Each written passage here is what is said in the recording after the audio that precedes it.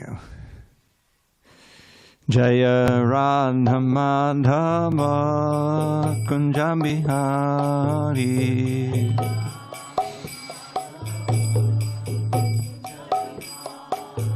Jaya Radha Madhava Kunja Bihari.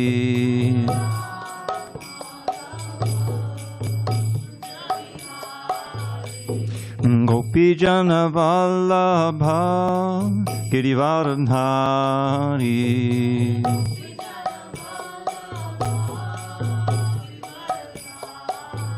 Jaya Gopi Jana Vallabha Girivardhari.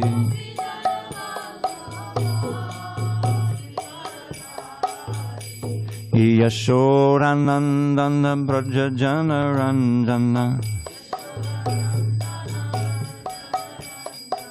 Yashodanandana Braja Jana Ranjana. Yamuna Tira Vanachari. Yamuna Tira Vanachari.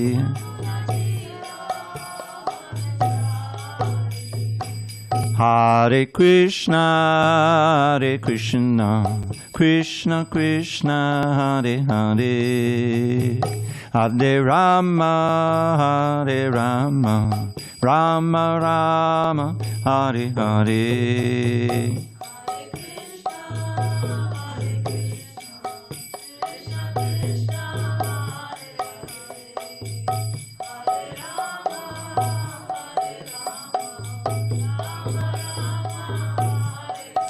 Hare Krishna, Hare Krishna, Krishna Krishna, Hare Hare, Hare Rama, Hare Rama, Rama Rama, Hare Hare.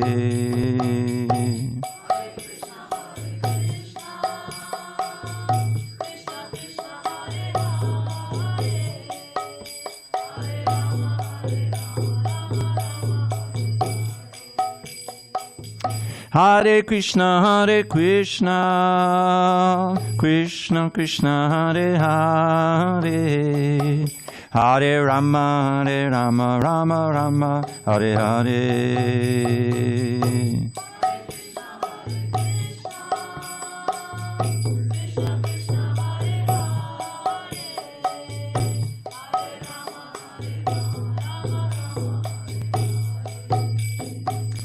Jaya Radha Madhava Kunja Bihari.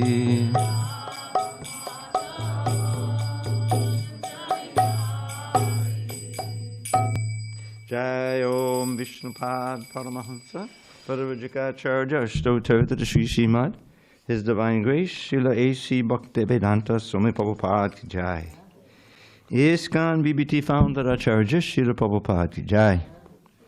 Jai Om Vishnupad Paramahansa Paravajikacharya Ashtotartha Shri Srimad, His Divine Grace Srila Bhakti Siddhanta Saraswati Thakur Ki Jai. Ananda Koti Vaishnavinda Ki Jai. Namacharya Srila Haridas Thakur Ki Jai. Srimad Bhagavad Gita Ki Jai. Samaveda Bhaktivinoda Ki Jai. All glories to the assembled devotees. All glories to the assembled devotees. All glories to the assembled devotees. All glory to Shri Guru and Gauranga. Well, I'm going to take my cue from you. It's pretty cool in here. I mean, it's pretty warm in here. I think spring is fine. Spring has finally sprung a little bit. Okay. Just give me a second here. Get myself together. Om Namo Bhagavate Vasudevaya. Om Namo Bhagavate Vasudevaya. Om Namo Bhagavate Vasudevaya.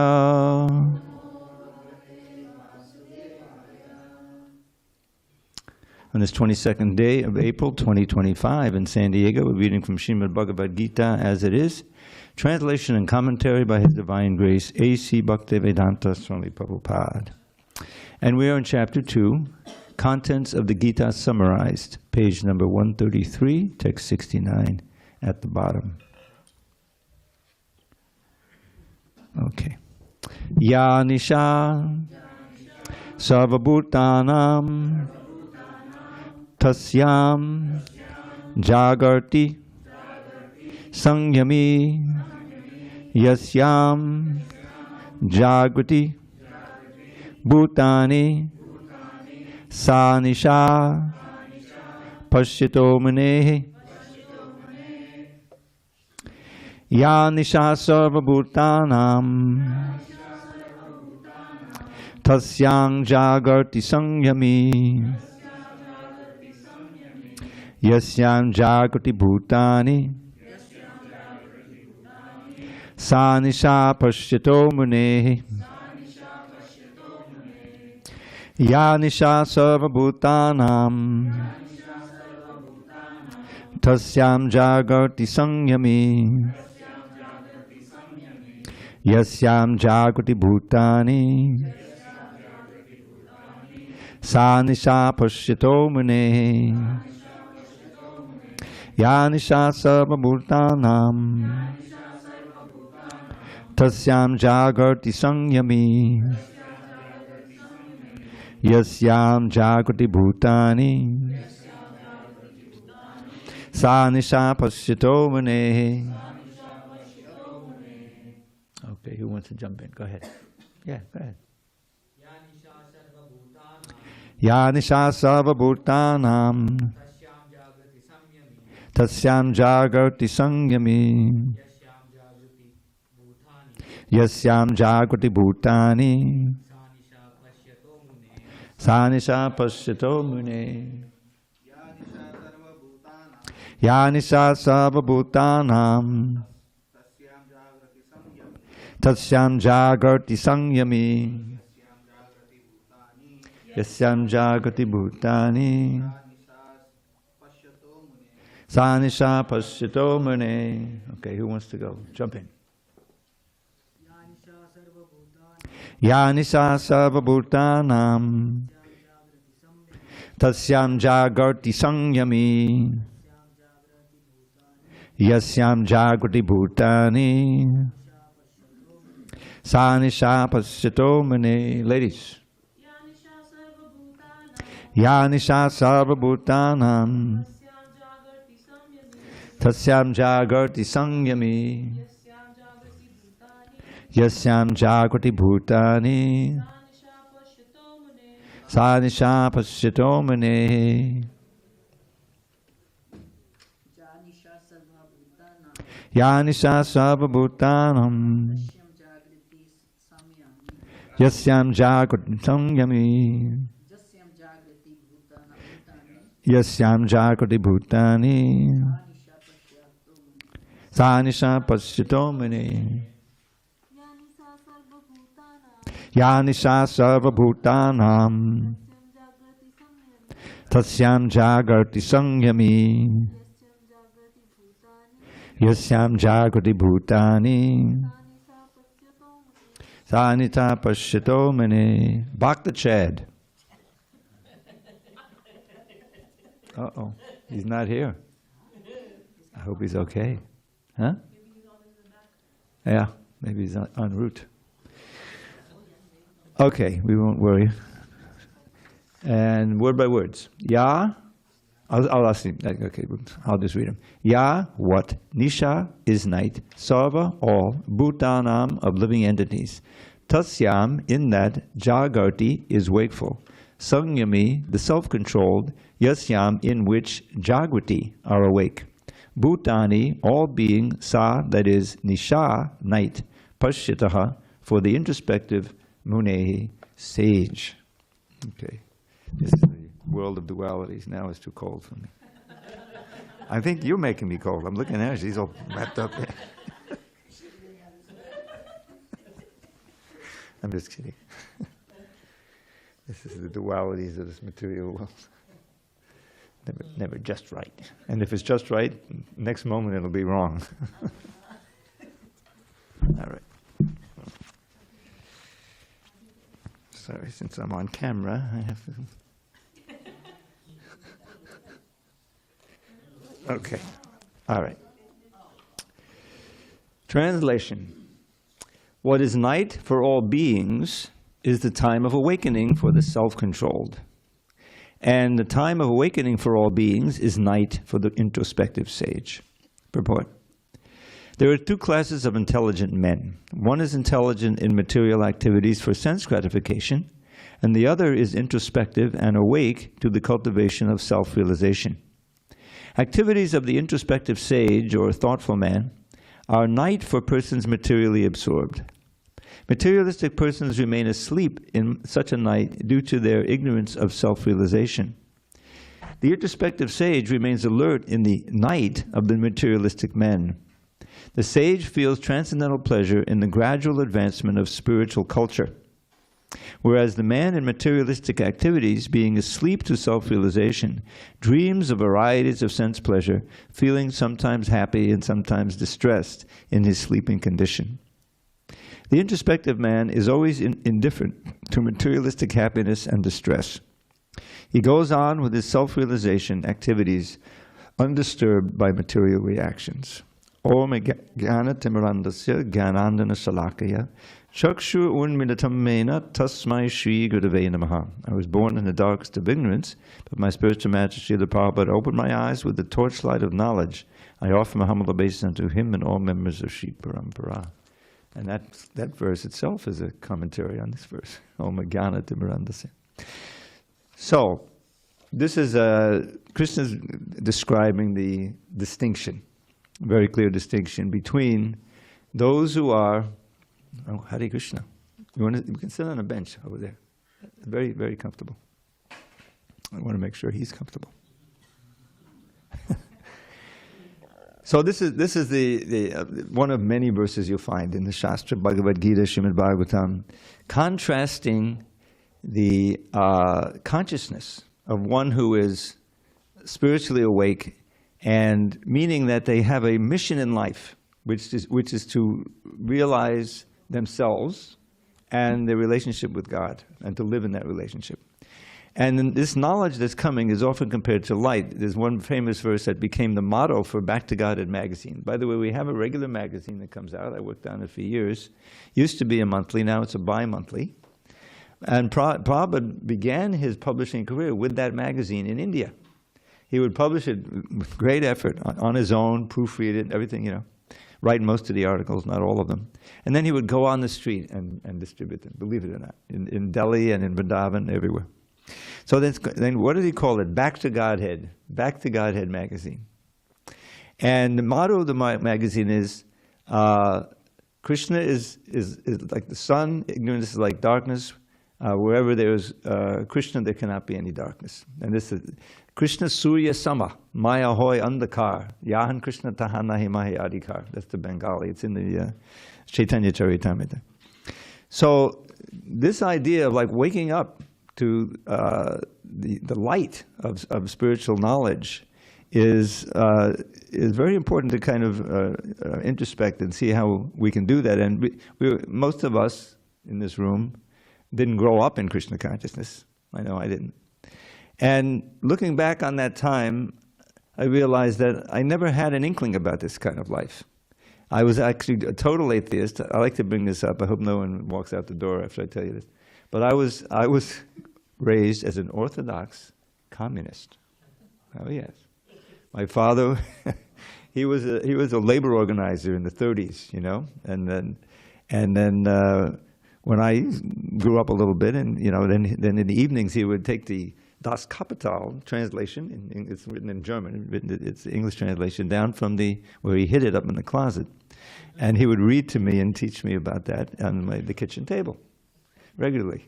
And I always remember when I joined Krishna consciousness, I remembered this one motto that was part of the communist lore that they were supposed to live by, and that was from each according to his abilities, to each according to his needs. And I immediately thought of Varnashram Dharma. Varnashram Dharma means that you should know your aptitude and your position.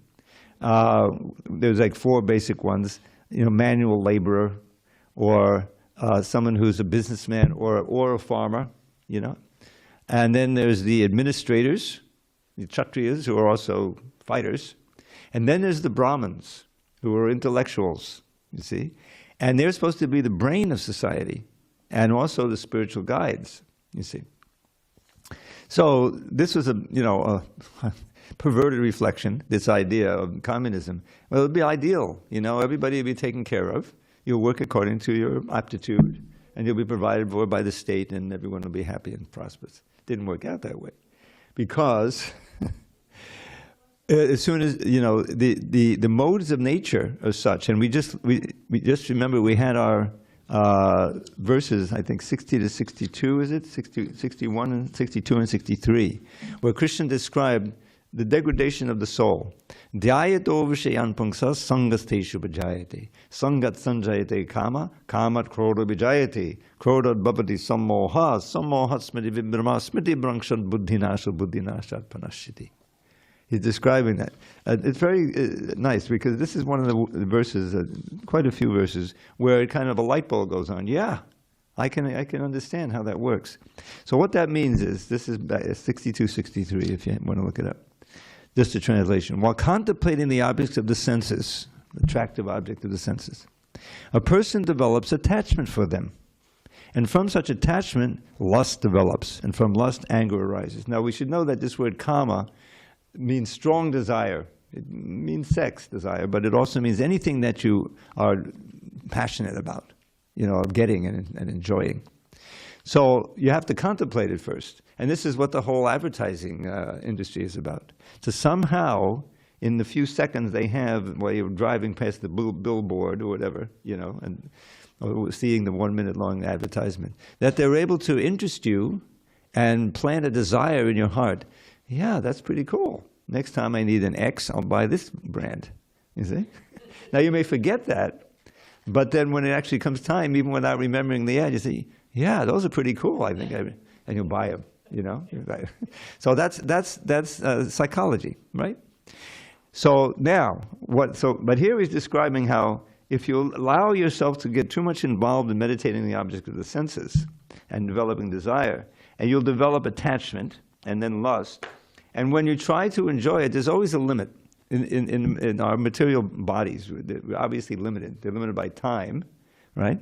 And by reach of your senses. Eventually you may enjoy like anything, but eventually you got to take rest. You get conked out, right? So it's very limited. So your desire is unlimited for enjoyment because you're a spirit soul, and we're originally Satchidananda. We're just like Krishna. Krishna, we are, Prabhupada did this 1,000,000 times, and Krishna says in the 14th chapter or 15th chapter, Mamai Vangsho Jiva Loki, Jiva Buddha Sanatana. These living entities, we're all part of living entities. And the good thing, the wonderful thing you learn, like on day one, if you're really into it, you never die, But you're never born. Well, I thought I remember. You mean I lived before? Yes, many, many times. Luckily, you don't remember all those births, because that would be traumatic. But the idea that we'll never die is kind of very intriguing. So how can I live in that consciousness so that I'll experience that immortality? Because right now, obviously, the body's going to die, and then if we're not ready to go back to God, we're going to get another material body, and who knows what that's going to be like. If we don't have any guidance, any light, as we described here by Krishna, in spiritual light, then we can actually lose the human form of life, which is a great tragedy. The human form of life is very rare. I'll give you 2 verses.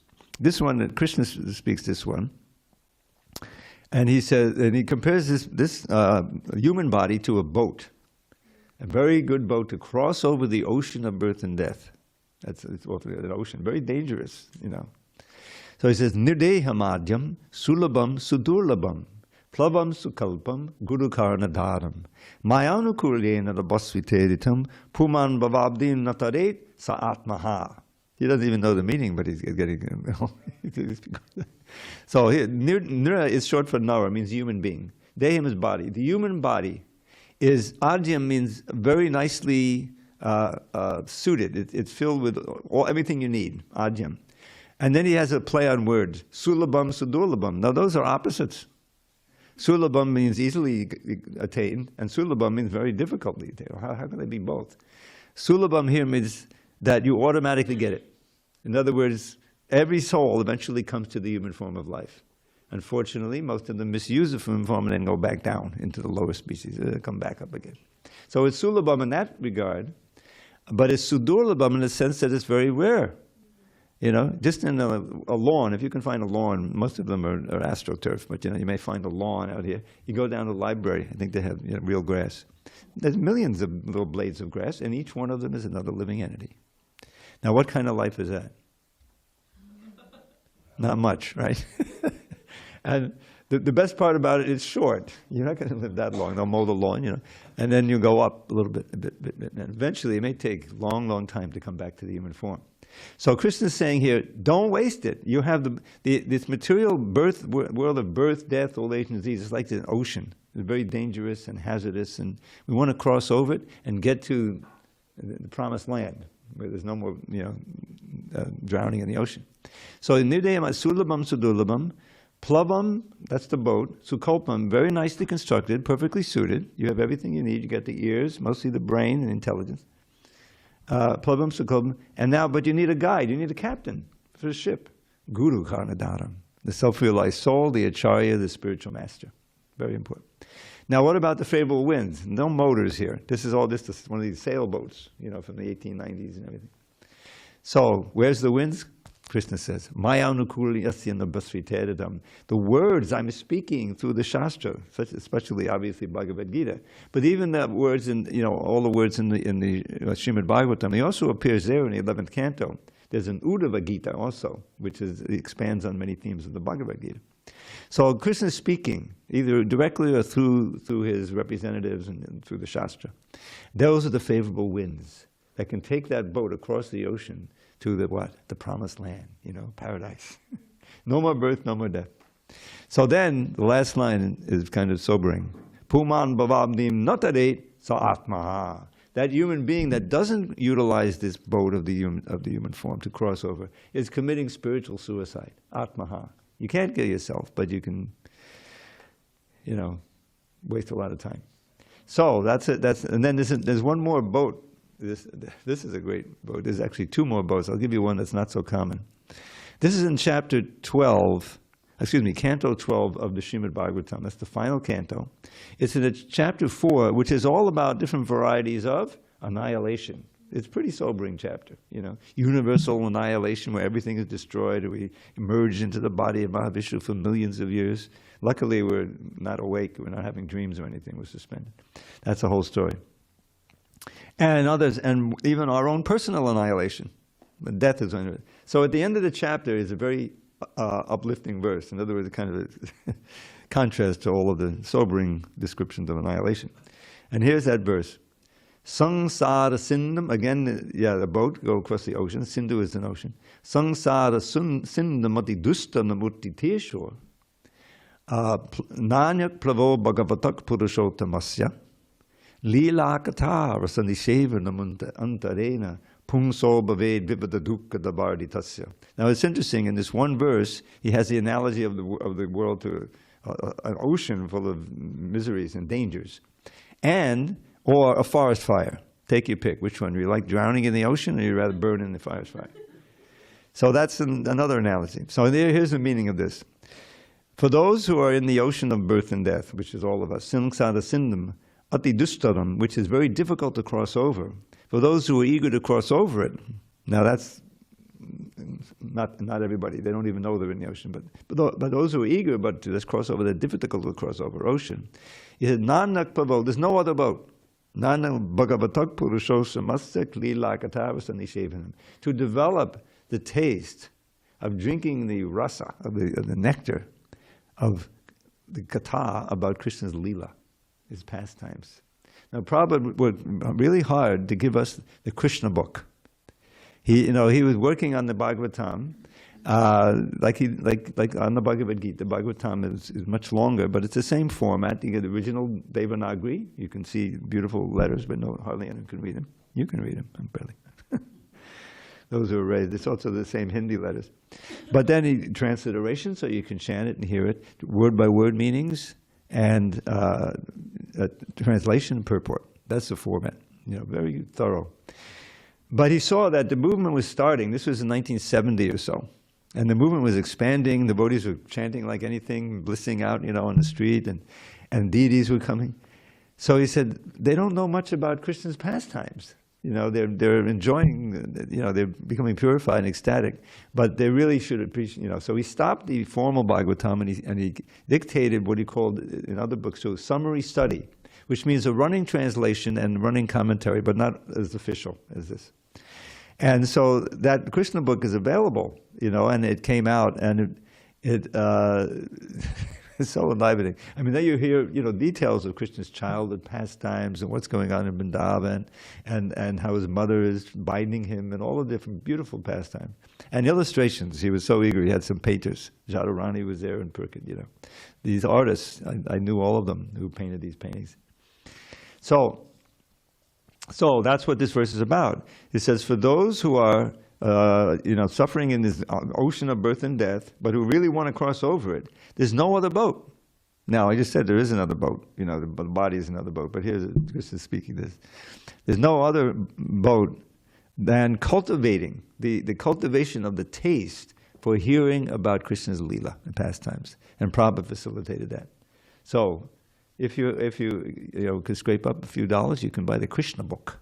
I'm telling you, there's a tradition. We used to have, in the ashram, we'd go out on Harinam all day, we'd work at the temple a little bit, then at night we get hot milk, and while we're drinking that hot milk with sugar, a little sugar, we would hear Krishna book.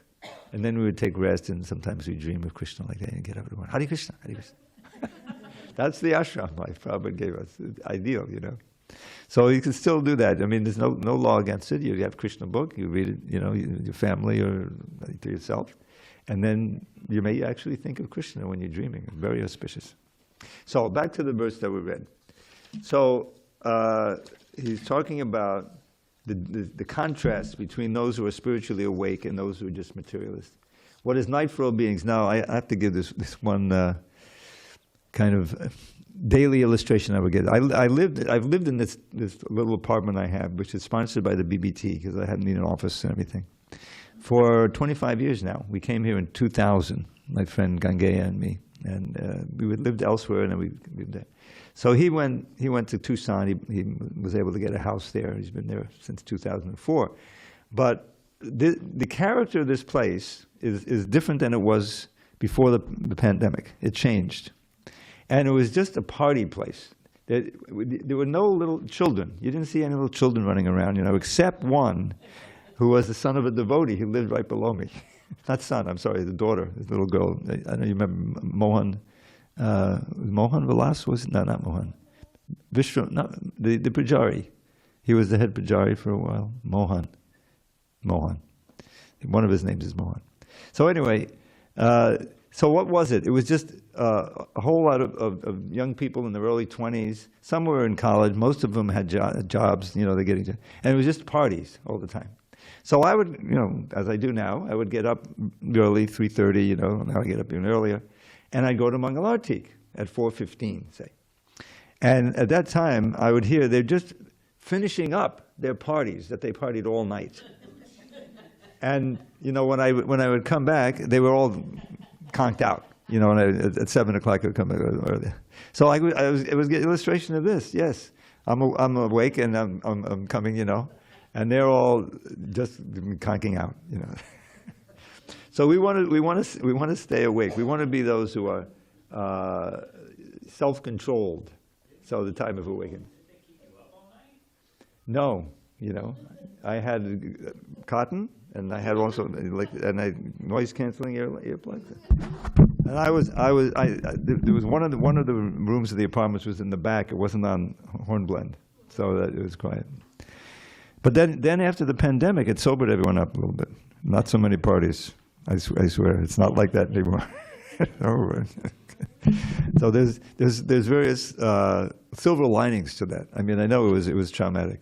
One of the ones I can't resist is that people who were interested, they were coming. They may be reading the books, but they had their life outside. A certain number of them said, "I got to get serious."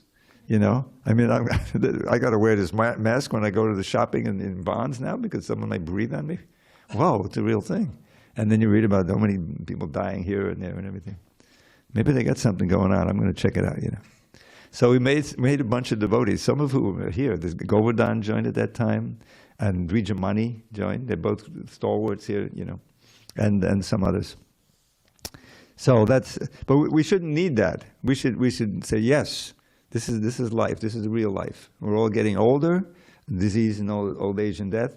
We may not get to old age, you know. We could die some other way on the crazy highway or whatever. So therefore, we should try to become as Krishna conscious as we can, as soon as we can. And the basic thing is to chant. Try to say, okay, where are the beads? Let me do 2 rounds a day. I started with 2 rounds a day. Then I would go to work. I was working. This was in 1970. I had to drive to the hospital where I worked. In the hospital, I was singing Hare Krishna, Hare Krishna. When I got to the hospital, I had to stop. But when I went on the rounds and everything, if I was alone, I would chant. And I would try to, I wouldn't chant out loud to the patients, but I would chant in my mind and try to, you know, heal them and do what I could. All right, any discussion on this verse? It's, I think, pretty clear. We want to be awake in Krishna consciousness. All right, now, okay, this is a very famous verse. Text 70. Apuyamanam atalapratishtam samudramapa pravashanti yadvad tadvat kamayam pravashanti sarve sashantam apnot in the kama kami. Okay, so this is one of the peace verses that we're going to have. The next one is also about peace. A person who is not disturbed by the incessant flow of desires that enter like rivers into the ocean, which is ever being filled but is always still. Perfect ocean. It's a Pacific Ocean. It's peaceful. It stays peaceful.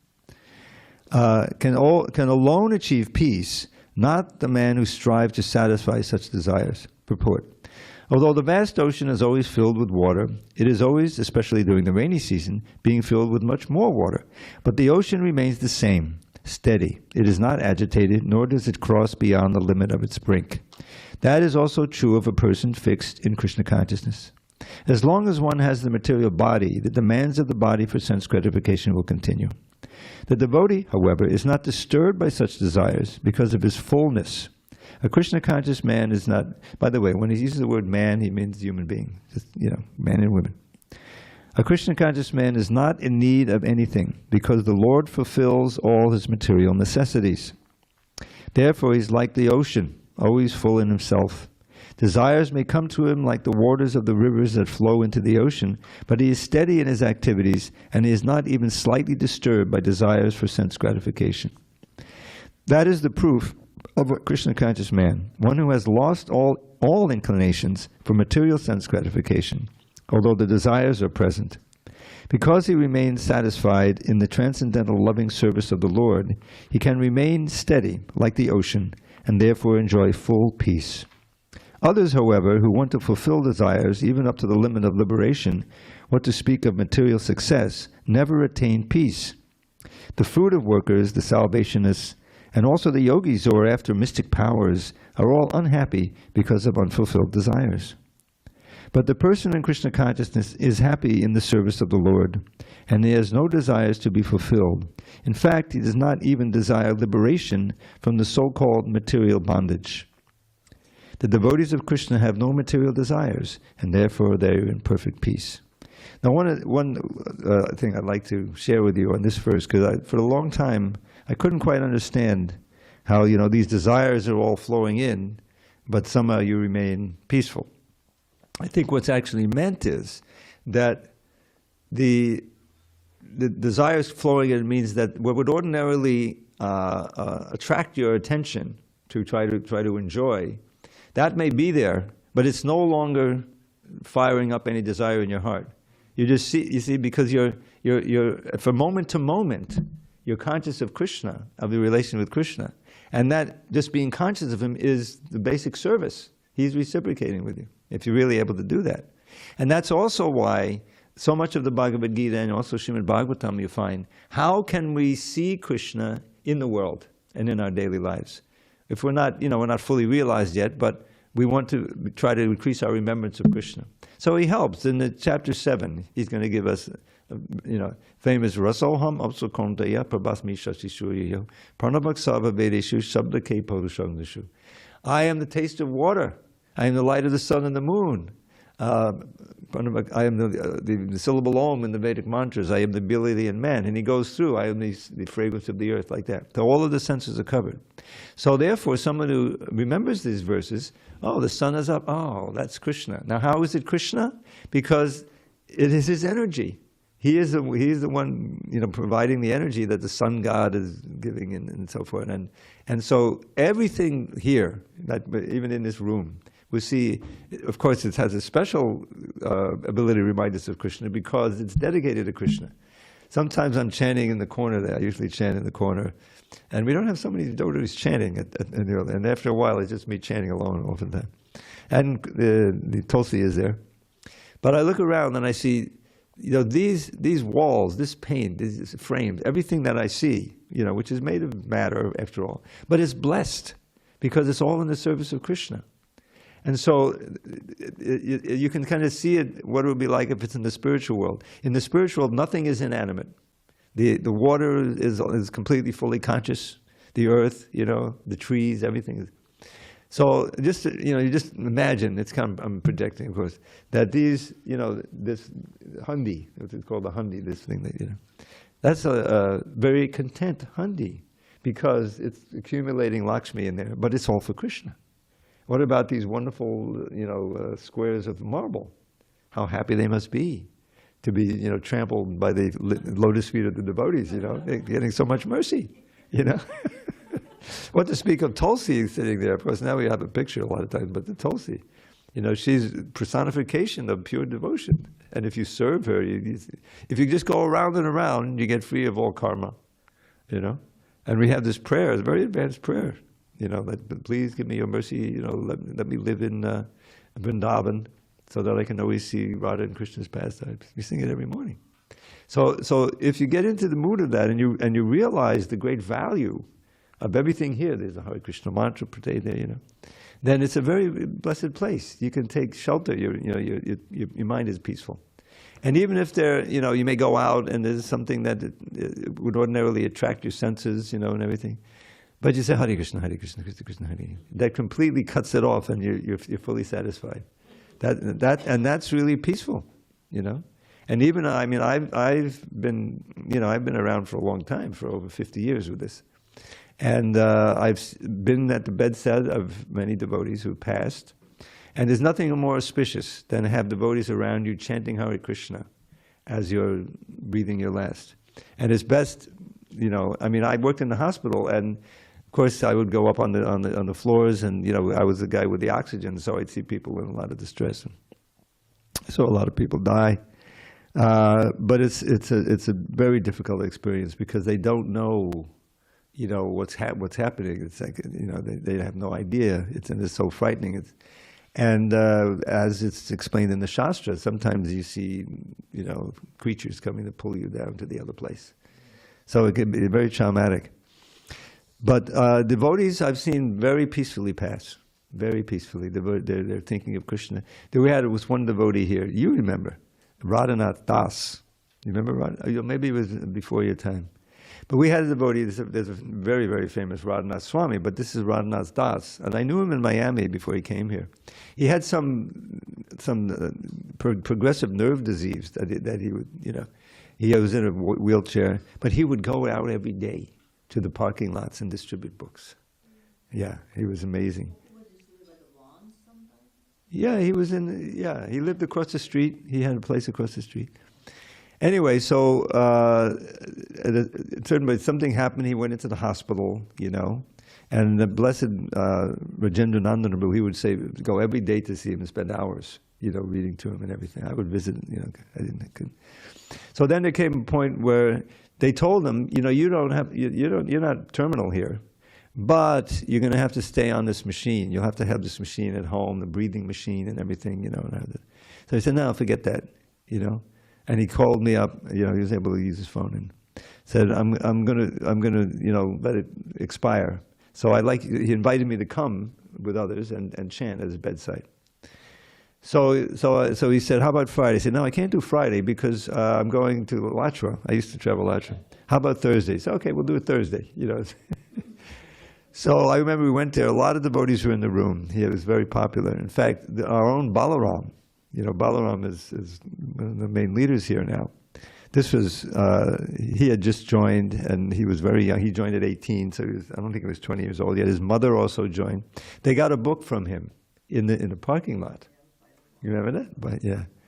And that attracted them to come and visit them, so they both became devotees, So, and I remember they went up to, to him. I don't know if he was even conscious at that point, but they said, "Thank you so much," And we were all chanting Hare Krishna, Hare Krishna, Krishna. And then, the doctors came, and they turned the machines off, and he expired. But it was, and there were others. I don't go through all of that. But it's an auspicious departure. Even if you don't go back to Godhead, you'll be Krishna conscious, you'll take birth in a family to continue your Krishna consciousness. Krishna promises that in this chapter, which is Nehabhakamanaሾsti, Pratyavayo Navidyate, Swapamabhasadharmasatayate matobhaya. This is such an encouraging verse for all of us, And that is that, he says, in this process of Krishna consciousness, there's no loss or diminution. Now, just think about it. If your assets are material, just think for a moment, please forgive me for polluting the atmosphere. I won't name any names, but you know who they are, the multi-billionaires, the richest man on the earth. So, but all that is taken from you, You spend it, I'm the richest man in the world. Yeah, but then what happened? I'm lying there and I'm flying off and who knows what's happening. You can't take it with you. But Krishna consciousness, you can take it with you. Because it's a spiritual asset. It's your soul, and the soul doesn't die. So whatever progress you make in this life is taken in your next life. So the idea, let's go for broke. Let's try to make as much progress as possible so we don't have to come back at all. But encouraging is, even if you walk out of here and you never come back, you say, we have people come and they join a while and they don't really think. We had one fellow, I'm not going to name any names, but then, Balaram ran into him, he saw him. Yeah, there's a slave mentality. I do the pots and this and that. He obviously wasn't, plugged in too well. He came during the pandemic. He left during the pandemic. So anyway, but that doesn't matter. He got so much benefit. He's going to be a Hare Krishna in his next life because he's got assets. It's like money in the bank that can't be cheated from you. So here he's describing that. Now this idea, instant substance and flow of desires, here the desires means stimulation for desire, something. The desires aren't even there. And the ideal is Haridas Thakur. He never stopped chanting. He chanted 300,000 names a day. We chant 16 rounds, and sometimes you got to make up a couple of them the next day, He chanted 192 rounds. What is 16 and 192? 12 times as much every day. Basically, he was always chanting. I'm not going to tell the whole story, but he was able to tolerate both sides, meaning the tremendous allurement for pleasure and pain. Because he was born a Muslim and converted into, he was in trouble with the Muslim Qazi. And they said, no, you got to convert back. I think there's something you can. So he refused. He said, look, there's so many of the Hindus have turned into Muslims. What's if one Muslim becomes a Hindu? What's the big deal? So he said, you're beating back to me? Okay, execute him by beating, So he started chanting. He didn't feel anything. He was transcendental to that, just like Prahlad. I'm not going to even name what I do with Prahlad. And so they're beating, and he's not dying. He's just chanting. They go to the bazaar. They do it in a marketplace so that people get the message. Okay, we won't do anything like that. Like public execution. But he wasn't dying. He was going. And finally, the executioner said, "Oh my God, we're dying. And if you don't die, we're going to get executed." So I said, "Oh, I don't want that to happen." So he went into samadhi, which looks like he died. They didn't know. They said, "Okay, now finally he died." So they came back with what they thought was his dead body. And they came to the Qazi and said, well, what should we do? Should we bury him here by the river? He said, no, because it might become a place of pilgrimage for the Hindus. So throw him in the river. So they threw what they thought was a dead body in the river, and Haridas woke up, swam to the other side of the river, Hare Krishna, please. Yeah. So, and he wasn't troubled by that. He didn't feel any pain. And later Lord Chaitanya said, yeah, I was on your back protecting you from the... And then the other side, some crazy Muslim was envious of him and said, all right, he hired a couple of prostitutes to go and seduce him in the middle of the night because they knew he chanted late at night. So one of them went there. Did you know this story? No. So he was young at the time. He was a young man and he was beautiful, and prostitute. And said, let's get together. So Haridasa said, no problem. Just let me finish my rounds. I've taken a vow of chanting 10 million rounds this month, and I'm almost done. So Hare Krishna. So of course he never was done. He chanted the whole night, and she was, what's this? So he went back, came back the next night. I'm sorry, what happened next night? But it's surely happened. So by the third night, she's not demonic or anything. She was pious. She realized, oh boy, he's really something, So she bowed down. Said, oh, I was hired by this guy to seduce you. And then Hari says, I know that. I knew that I stayed here just for you, to convert you. Now, just give up everything, your profession.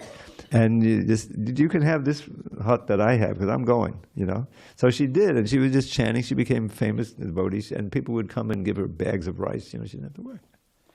So both sides, you see, he was able to not become frightened by the beatings, and transcend them.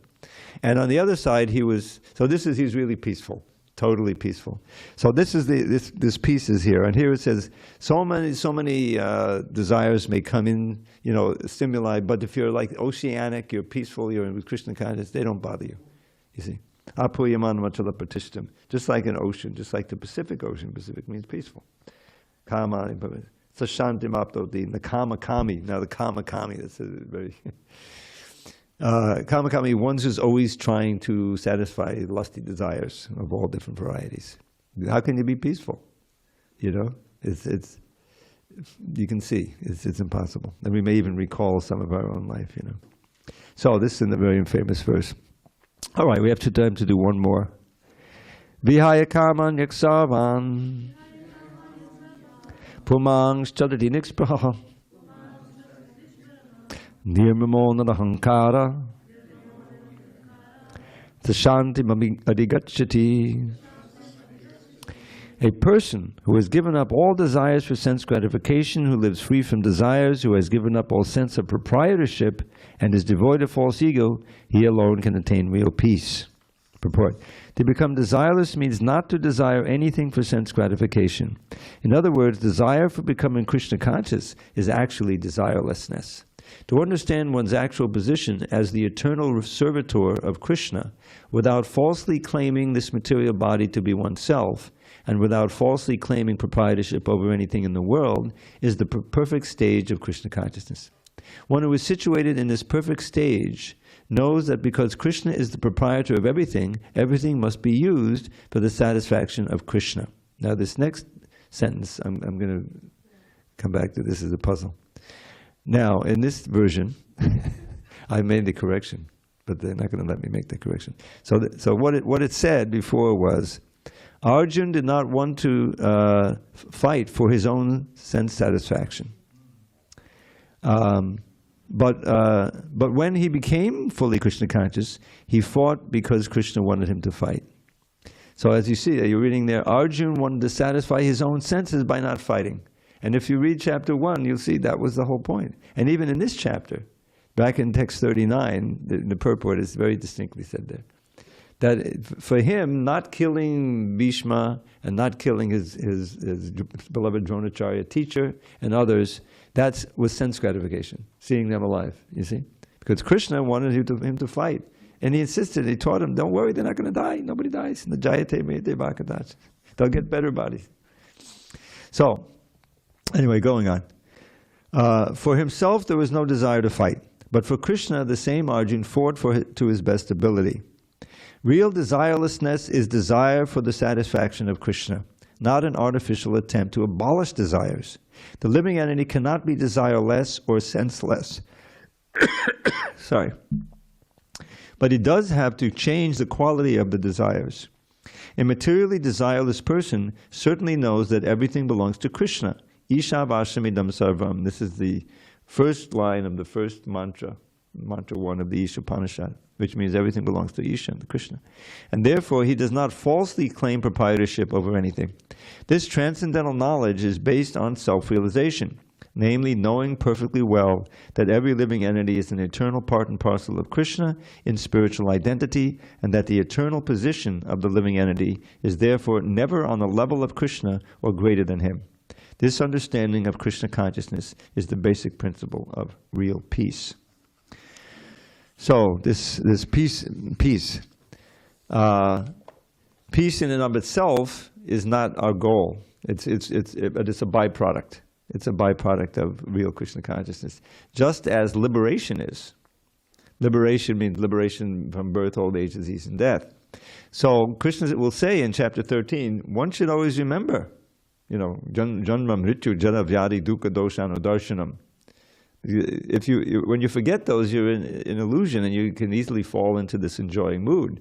But that is damaging. It's damaging your Krishna consciousness, and it's why we're here.